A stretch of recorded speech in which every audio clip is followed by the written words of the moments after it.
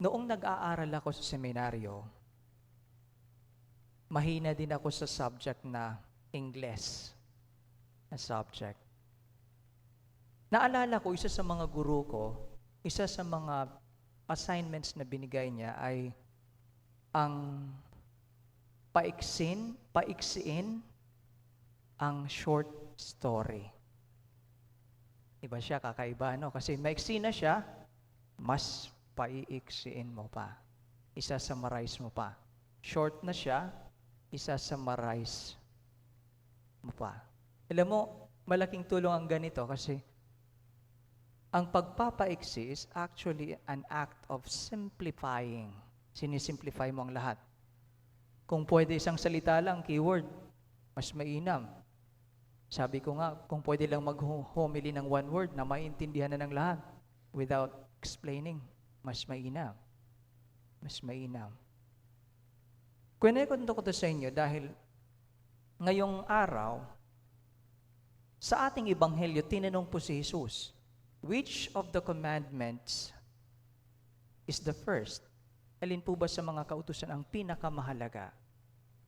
Alam po ninyo ang 10 kautusan, nung unang panahon ay naging 600 plus dahil sa pagdidetalye ng mga Pariseo.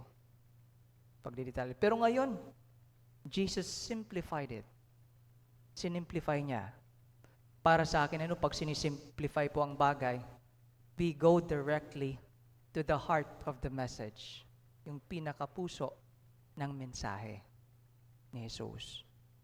Ano ang sabi ni Jesus? Pakinggan mo, Israel. Kasali ang pakikinig, ha? Pakinggan mo, Israel. Ang Panginoon na ating Diyos, siya lamang ang Panginoon. We only have one God. It's as simple as that. One God. Tapos may kadugtong pa.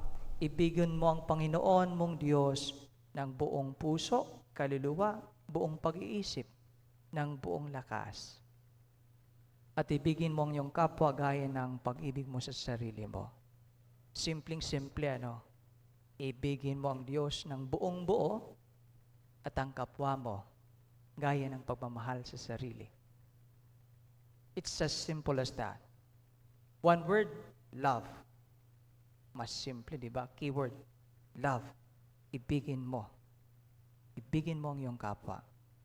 Today, Jesus would like us to check if we really understand this commandment.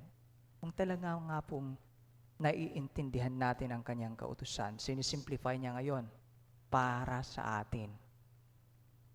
He gives us the heart of His commandments, ang puso ng kanyang mga kautusan. Gusto niya maintindihan natin nang sa gayon maisabuhay natin. Nang sa gayon maisabuhay natin. Siguro kung maisa sa buhay natin, maririnig din natin yung salita ni Jesus. Ang sarap pakinggan. Malapit ka nang mapabilang sa pinaghaharian ng Diyos.